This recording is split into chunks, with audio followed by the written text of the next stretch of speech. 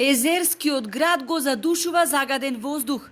Анализите кои ги правеше Општинското одделение за заштита на животна средина се шокантни и загрижувачки. Во Охрид годишно во просек се губат 133 животи заради изложеност на загаден воздух.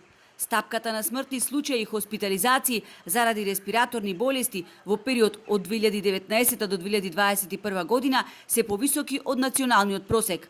Сообраќајот и ложиштата со цврсто и течно гориво предизвикуваат најголемо загадување, посебно во зима, кога се надминува прагот на канцерогени PM10 честички.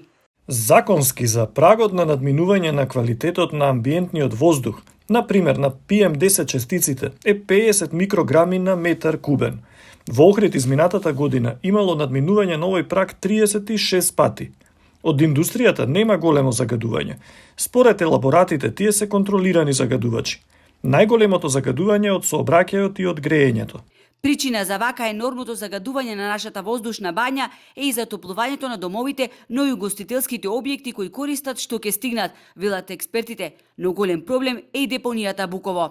Штетноста од горењето на неселектиран отпад, како од депонија, предизвикува најразлични канцерогени материи. Само да спомнам дека додавањето на адитиви во производство на гума, при горењето на гумата, создава канцерогени материи. Општина Охрид изготви план за подобрување на квалитетот на воздухот, во кој акцент е ставен на енергетската ефикасност. Покрај субвенционирање на граѓаните за купување и поставување на клима уреди и сончеви колектори, се предлагаат и низ други алтернативни начини за загревање на домовите. Што се однесува до сообраќајот, регистрирани се вкупно 1960 возила, од кои 86% се стари и со низок евростандард.